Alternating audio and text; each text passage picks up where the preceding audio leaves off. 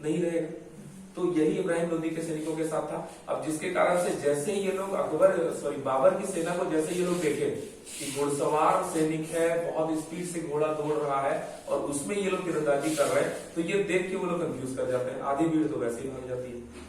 उसके अलावा जैसे ही बाबर के लोग देखते हैं बहुत सारी चीजें समझ में नहीं आती है और फाइनली क्या होता है, बहुत सारी ऐसी चीजें होती है, तोपखाने का प्रयोग होता है और अंततः इस युद्ध को बाबर जीत जाएगा। अब देखिए बाबर तो जीत गया, लेकिन इसको बुलाने वाले जो लोग हैं, दिलावर खान लोदी है, आलम खान लोदी है या फिर राणा सांगा है, इनको लग रहा है कि बाबर अब जीत गया, उसको हरा दिया, अब बाबर यहाँ से लूटपाट करेगा, लौट जाएगा। अब बाबर के दिमाग में है कि लौटना नहीं है। अब क्या है, एक तरीके से इसको कह सकते हैं कि बाबर बहुत देर तक रुक गया और वो लोग इंतजार कर रहे हैं अब जाएगा अब जाएगा अब जाएगा। तो फाइनली जब देखा है कि लोग जा ही नहीं जा रहा है, बाबर निकल ही नहीं रहा है यहाँ से, तो एक तरीके से दिलावर खान लोदी, आलम खान लोदी और राणा सांगा ये लोग पूरी तरीके से शॉक्ड और बाबर रॉक्ड टाइप से है। और उसमें क्या हुआ, ये लोग वो लौटा नहीं और जिसके कारण से बड़ी विकट स्थिति हो गई और जिसके कारण से अगला युद्ध का प्लेटफॉर्म तैयार हो जाएगा 1527 में। ठीक है, तो इसमें होगा जिसको हम लोग खानवा का युद्ध बोलते हैं, ये चीजें होंगी। अब देखिए पानीपत का जो युद्ध है, पानीपत का मैदान बड़ा महत्वपूर्ण है भारतीय इतिहास में। थोड़ा सा हम लोग करते हैं इस विषय में जाते हैं पानीपत के बारे में।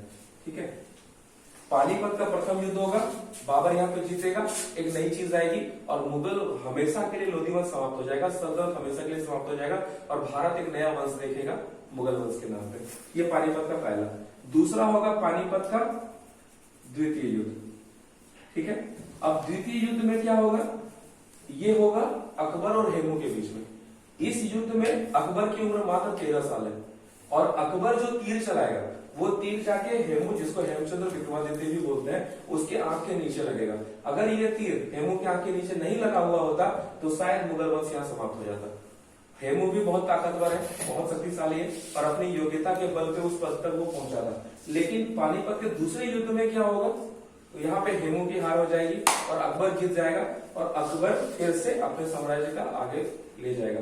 ठीक है, अब पानीपत के मैदान में तीसरा जो लड़ाई होगी, ठीक है, अब पानीपत की तृतीय, अब थर्ड जो यहाँ पे बैटल होगा पानीपत का, वो है मराठा और अहमद शाह अब्दाली के बीच में, 1761 में है।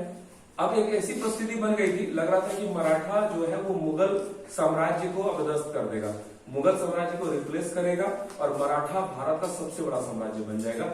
ये क्लियर था, हर किसी को ये लग रहा था कि आने वाले समय में पूरे भारत में मराठों का राज्य होगा और मराठे बहुत शक्तिशाली थे और तेजी से ये लोग उभर रहे थे। लेकिन जैसे ही पानीपत की तीसरी लड़ाई में अहमद शाह अब्दाली के साथ मराठों का युद्ध होगा, मराठे वहां पे हारेंगे और मराठों की कहानी खत्म हो जाएगी।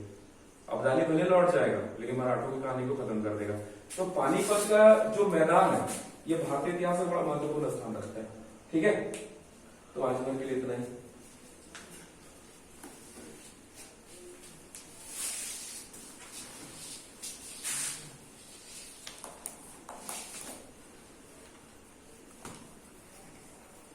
इंट्रो टाइप का, ठीक है।